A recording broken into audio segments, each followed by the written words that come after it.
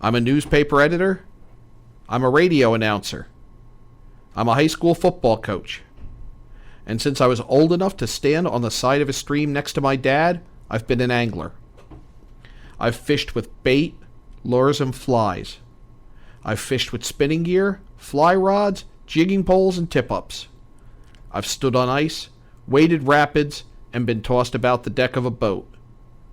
And I want you to love fishing, be it freshwater or salt, heavy flows, high seas, or cutting through a foot of ice, as much as I do, no matter what the quarry, no matter the tactics, no matter the chosen tackle.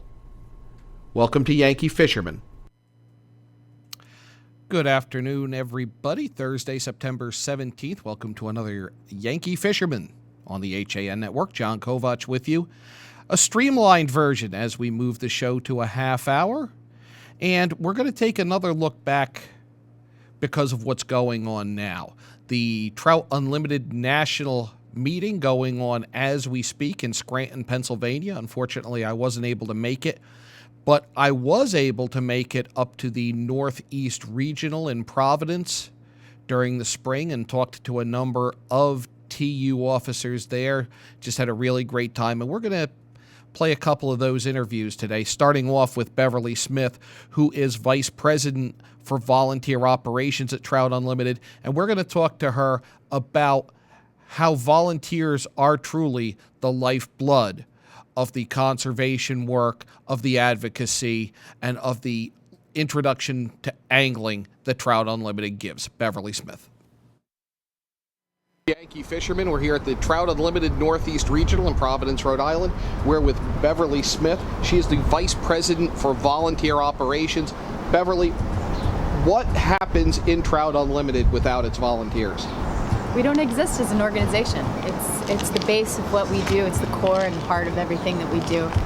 TU is a unique organization in a lot of ways in that we are built on this volunteer model, not just in our history being founded by volunteers, but it's really what we're all about. It's what gives us our credibility in the halls of Congress, and it is the work that gets done on the river and the streams every day.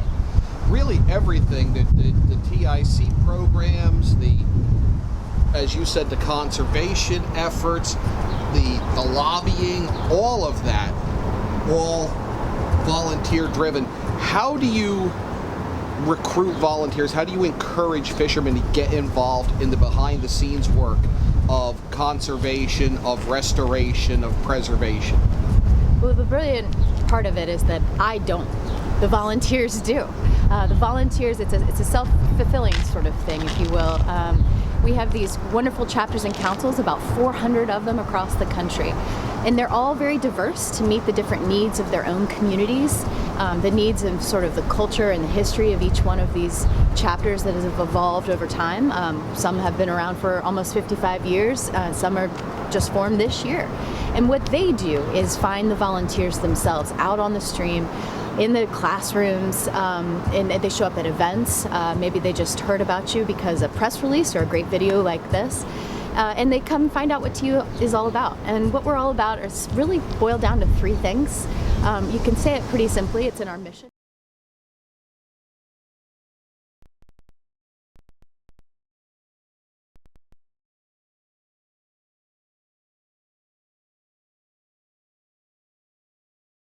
A lot of people who use hardware or even bait to fish frequently. In the Pacific Northwest, for example, some of the demographics look much more different, and we're a very welcoming place. Fly fishing, I will say, though, is probably the focus of most of our chapters in terms of, they may tie flies for an event or take veteran fishing, for example. They're typically taking people fly fishing, but we are often also using spinning gear to teach a kid how to fish. Again, we're an inclusive organization and like to think of ourselves as inclusive in terms of our fishing apparel as well. And the conservation efforts aren't fishing style specific. What you're doing to restore a stream, whether you're using fly, whether you're using spinning gear, whether you're using salmon eggs or bait, the same conservation effort is going to benefit all of those fishermen, correct? All those fishermen and all those people who drink water. All those people who care to continue living. Our work affects quite a lot of people. You don't just have to fish with a fly. Now, What about the interaction between TU's volunteers and businesses in the community? How important is that? Yeah, well, it goes to that community element. Our local communities are built off the backs of a lot of things, right? You think your teachers, your firemen, but it's also your local business owners. And TU chapters have really got a niche in engaging with those local businesses in ways that help support those businesses, whether that's a fly shop or maybe it's a local brewery. TU chapters are partnering in ways that are mutually beneficial, I find, to both the chapter, sometimes through donations and an in-kind gift or what have you, but also help promote those businesses. And we've seen that work really successfully in many different communities across the country. So the volunteers are kind of the waiters on the ground, finding the potential partnerships, finding the potential projects, finding the schools where TIC, Trout in the Classroom, could potentially fit in the curriculum, etc. I love that analogy, the waiters on the ground. You can use that. I'll let you have that. At TU, we have many different levels of the organization. We have the waiters on the ground chapters, right? And sort of above them, and it's not really fair to say above, but that next level is the council, which is typically organized on the state level. We have a few that are multi-state, like Mass, Rhode Island, for example. And then above that, we have sort of an NLC, which acts almost like a Senate. You have somebody from each council that represents the NLC. Those folks serve on different committees. So one committee would be like an organizational type committee, like a women's initiative. Another would be something like a native trout initiative that they're working on. And then above that, we have our board of trustees. So we have a national level organization that's made up of volunteer leaders all the way down to your waiters on the ground. And we're affecting the mission and our engagement goals at every level. And it's really coming from the local level up. You're joining at the local level. You're not joining a national and filtering down. It works from the ground up. Correct. And I mentioned that we have this sort of a unique model. Compared to a lot of the other organizations, our chapters, when they raise money, they get to keep 100% of that money and put that money into the ground locally. Our board of directors on the chapter level, they have fiduciary responsibility for that money. In addition, the national organization subsidizes our chapters and gives them a cut of a big, what we call a rebate check. So we're not just saying that our members are the heart of the organization. We put our money where our mouth is. We believe that this is how we're going to advance our goals as an organization. How does national help the local chapters get the job done at the local level? Absolutely. We have a number of tools and resources that we provide to our volunteer leaders in online templates and trainings. Today we're here together at a Northeast regional meeting. It's another example of how we provide training and resources for volunteers to sort of prevent the reinvention of the wheel from year after year, from chapter after chapter, to share good ideas, whether that's, hey, I did this with my TIC tank and it really worked, or hey, watch what we've done in Red Brook, and it just really quite inspiring stories of partnerships and great conservation successes. So we help connect the dots. And Red Brook, a success story here where they've restored native brook trout to what was once a river that was dammed in both senses of the word, really needed some help, and now it's again a thriving native trout stream, driven a lot by Trout Unlimited and by partnerships with other organizations such as the Salter Brook Trout Group. I forget what their proper name is, but there's a lot of that interaction between Trout Unlimited and other volunteer groups that are conservation and fishing minded. It's something in like the DNA of our organization. It happens at every level. We know that partnering makes sense for our mission. We don't want to take all the credit. We don't want to do things by ourselves. What we're after is getting good work done, whether that's in the classroom with kids, taking a veteran fishing, or the conservation work that we do. We know that we can strengthen our impact if we do it together. You have 6 of them around the country. They really offer chapters that might abut each other, but never get together, never really communicate. A chance to find common ground where they can get work done, where they can exchange ideas, etc. It does. I mentioned the reinvention of the wheel, one thing I hate to see, and it allows for people to learn from one another.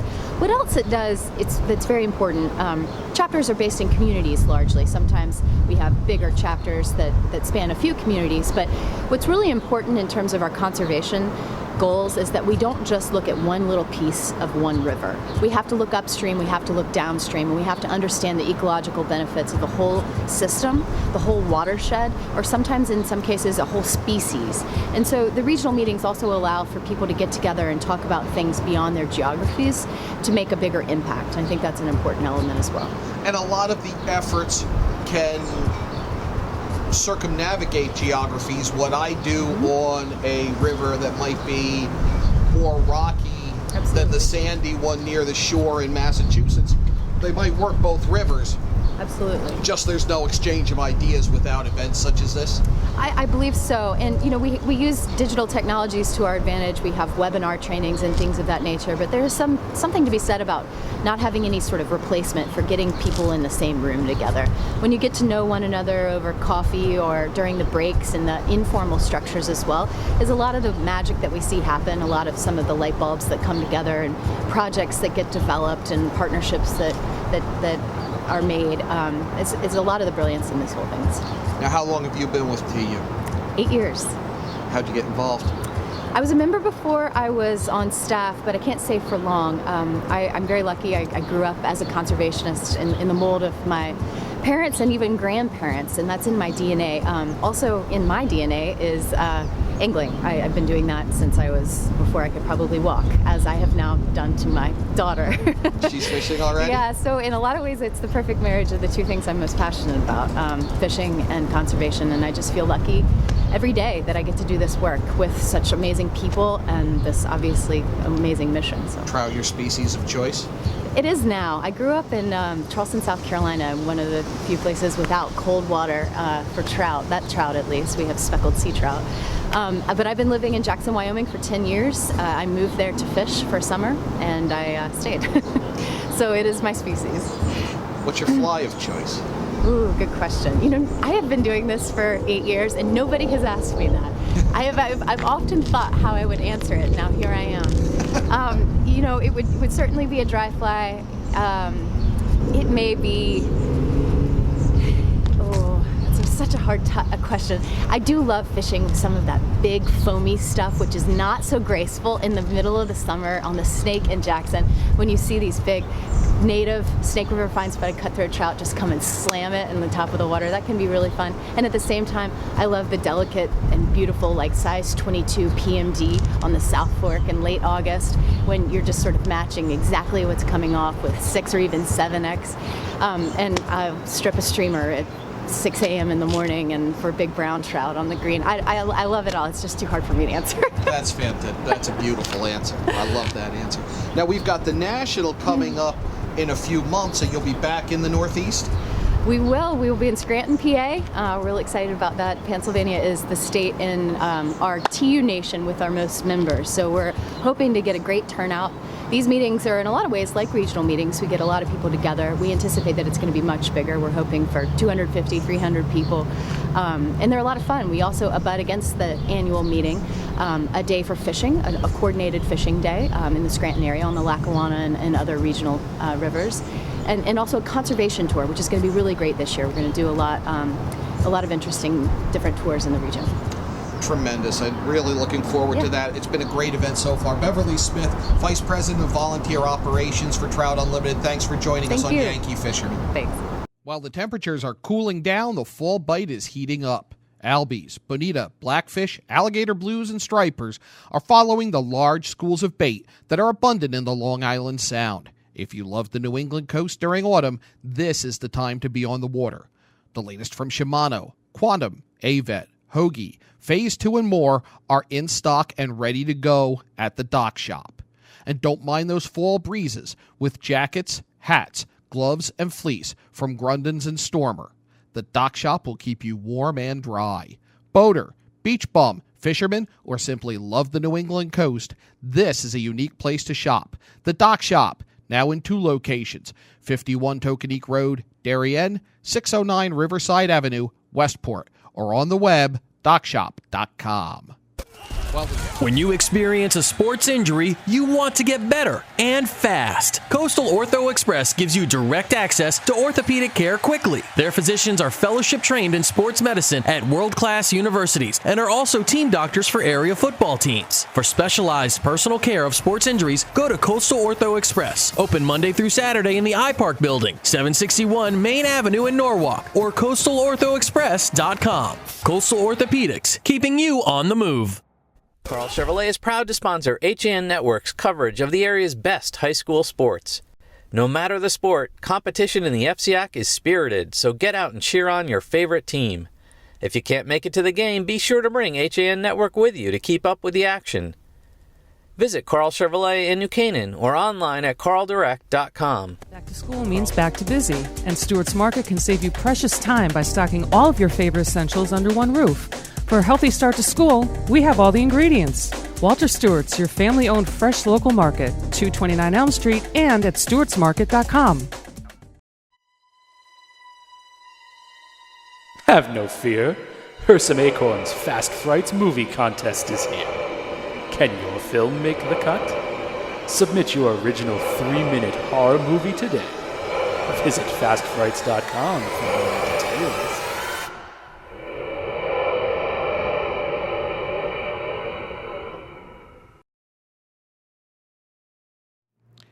Welcome back to Yankee Fisherman, presented by the Dock Shop on the HAN Network. Thanks again to Beverly Smith, volunteer operations vice president for Trout Unlimited, for bringing us up to speed on how important volunteers are to TU. Again, full disclosure, I'm a member and I'm on the state council.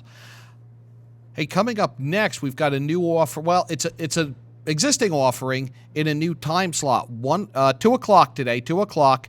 Radio Arts and Leisure. They're going to investigate gangster movies with the Whitey Bulger story coming to the big screen in Black Mass. And they're going to take a look inside The Warehouse, the Fairfield Theater Company's new venue. That's on Radio Arts and Leisure coming up at 2 o'clock. And then at 4:30, FCIAC boys soccer actions in play with Wilton visiting Greenwich. Tomorrow, coffee break will start your morning at 11. FCIAC football coverage after that. We'll give that a rundown a little later in the show. Just wanted to say there, John, Radio Arts and Leisure will now be featured on video as correct. well. So that is correct. Video Arts and Leisure coming up at 2 o'clock. AJ Seminowski with that vital information. He's absolutely right. Radio Arts and Leisure makes the jump to video this week. Very excited about that. Let's take a step back to Providence again, the TU Northeast Regional, as Trout Unlimited holds its national meeting in Scranton, Pennsylvania. Up in Providence at the regional, we caught up with Walt Gasson. He talked about TU-endorsed businesses, because what TU and any conservation organization does can't be accomplished without the support of businesses with an interest in it. This is a good way, if you are a TU member, if you're a TU chapter, to get help on some of these projects. Walt Gasson's going to explain some of that right now. Fisherman here at the Trout Unlimited Northeast Regional. We're with Walt Gasson. Walt is with the TU-endorsed business program. How important, Walt, is the support of businesses to the mission of TU? You know, John, I've been in this game for almost 4 decades now. And if I've learned anything, if I've learned one thing, it is that if you want to accomplish great conservation on the ground, you've got to have the involvement of the business community. I'll give you an example. With any major TU campaign, there exists a point at which we absolutely have to play the political game, and we have to play it effectively. That game can be played in part by TU staff. Make no mistake, we have great staff. But the closer is always the business community. That's how political will is brought to bear upon the political process. The business community has vastly more influence upon that than I as a TU staffer will ever have, and vastly more influence most of the time than they know. Is that because that's where the money is? It's where the money is, and truthfully, it's where the people are.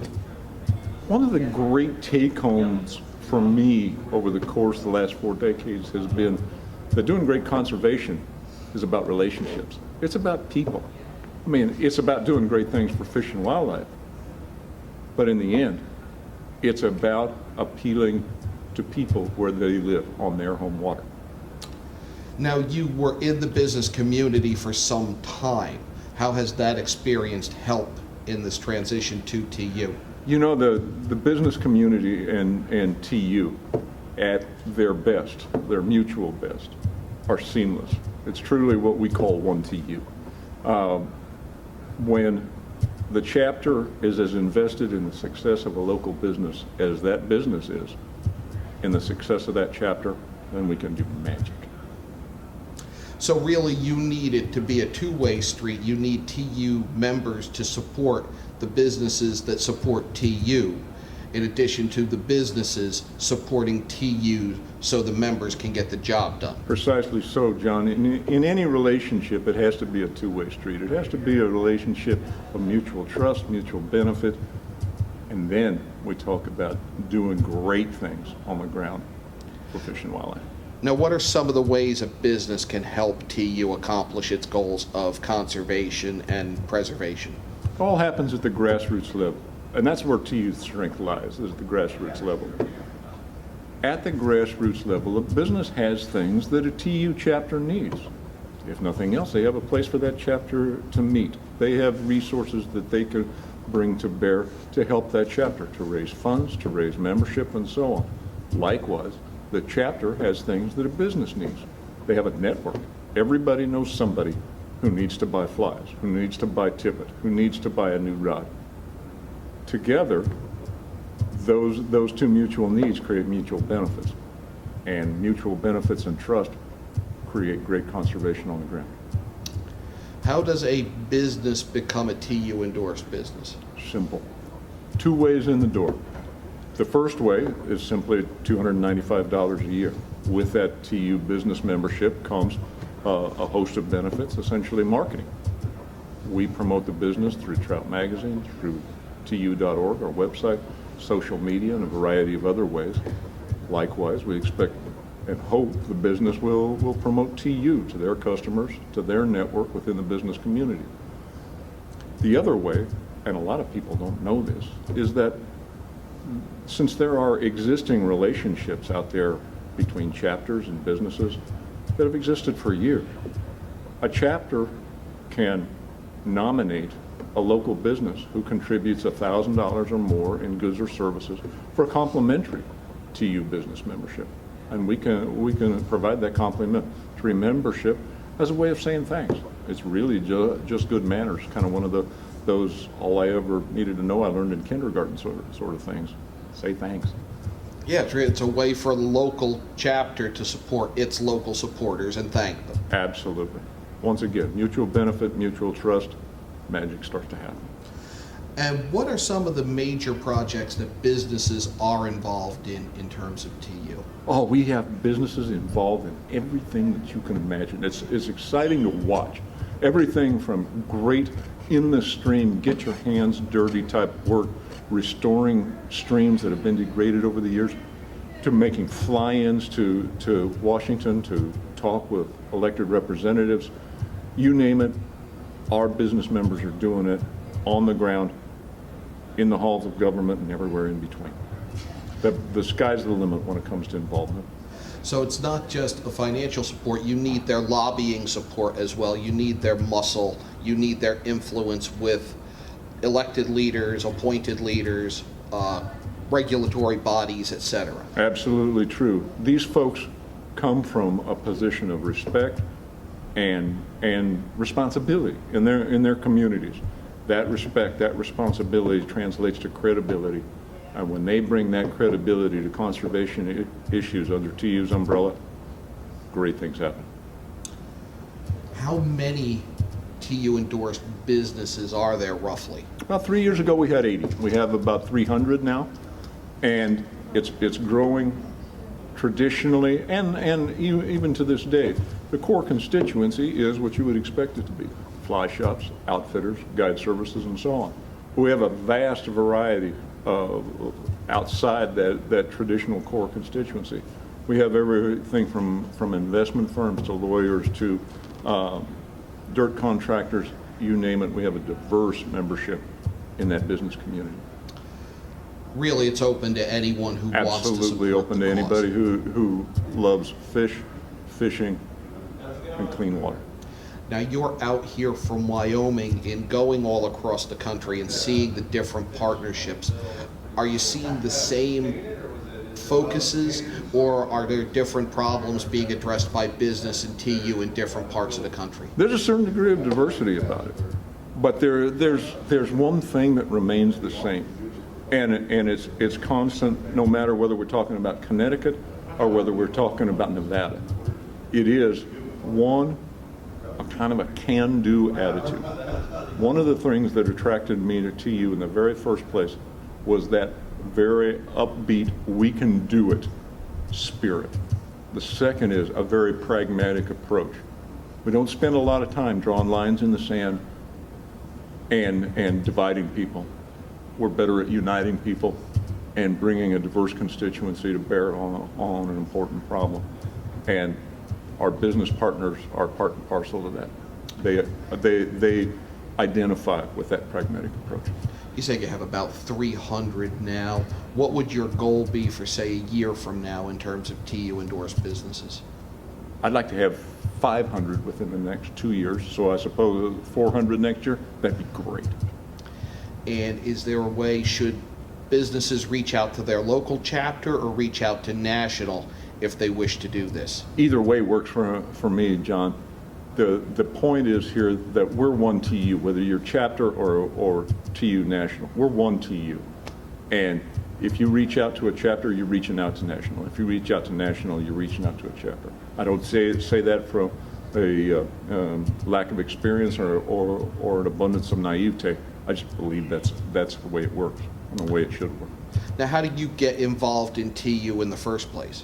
You know, I came to TU from Wyoming's oldest and largest conservation group.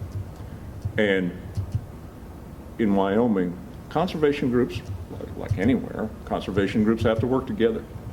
And as I worked with different conservation groups, I always looked at TU as a model of how it should work. They were so effective. They did so many great things at the grassroots level right up to the national level and in partnership across all those artificial boundaries. And I thought, man, I'd like a chance to play on that team. It was like watching a really great team play and wondering, can I play in that league? And several things happened, and I had an opportunity to play in that league, and it's been the greatest job of my career. You got involved because you were an angler, I would assume? I don't remember a time in my life, John, when I wasn't fishing. Fishing goes back farther than my memories of it in my life. And its influence on my life and my home water, the Green River of western Wyoming, is incalculable. Thank you, Walt Gasson, the TU Endorsed Businesses My Program, pleasure, for sir. joining us here on Yankee Fisherman. The fall bite is heating up. Albies, bonita, blackfish, alligator blues, and stripers are following the large schools of bait in the Long Island Sound. This is the time to visit the New England coast, and the Dock Shop can get you outfitted with the latest fishing gear, jackets, hats, gloves, and fleece. Boater, beach bum, fisherman, simply love the New England coast. This is a unique place to shop. The Dock Shop, now in 2 locations, 51 Tokenique Road, Darien, 609 Riverside Avenue, Westport, or on the web, dockshop.com. The fall... Thanks to Beverly Smith and Walt Gasson for giving us a look inside Trout Unlimited, that at the Northeast Regional in Providence at Spring, TU down in Scranton for the national meeting right now. Thank you for tuning in to Yankee Fisherman, presented by the Dock Shop on the HAN network. Couple events this weekend, big one being a cleanup, Save the Sound, hosting coastal cleanups at more than 60 sites along the Sound's coastline. This all part of the 30th annual International Coastal Cleanup Day. That is Saturday. Saturday's cleanups, Cummings Beach in Stamford. That's from 9 to 11. Long Wharf Nature Preserve in New Haven. That's 9 to noon. And East Beach, Middle Beach Middle Beach and West Beach at Hammonasset State Park. That also 9 to noon. Sunday, you'll have Volunteers at Burying Hill Beach in Westport, 10 to noon. Farm River in Branford and East Haven from 12:30 to 2. The State Pier in New London from 10 to noon. And at Bluff Point in Groton from 10 to 2. Complete list at ctenvironment.org. Also, very cool stuff on the internet where there have been sightings of humpback whales, one pair of them, between Greenwich and Fairfield. I'm hearing from some of the guys out on the Sound. If you see them, look at them, stay away from them, admire from a distance. Not something you want to get too close to. That is going to do it for your Yankee Fisherman. Again, stay tuned for HAN Arts and Leisure, looking at gangster movies. And Inside the Warehouse, which is the Fairfield Theater Company's new venue, that at 2. 4:30, we've got FCAC Boys Soccer, and tomorrow's the big kickoff day. Ridgefield at New Canaan is going to cap the day off at 7. You'll start with coffee break at 11. FCAC tailgate at 4, and FCAC game day at 5. Live football at 7. That's Friday for now. That's going to do it for Yankee Fisherman, presented by the Dock Shop. Tight lines.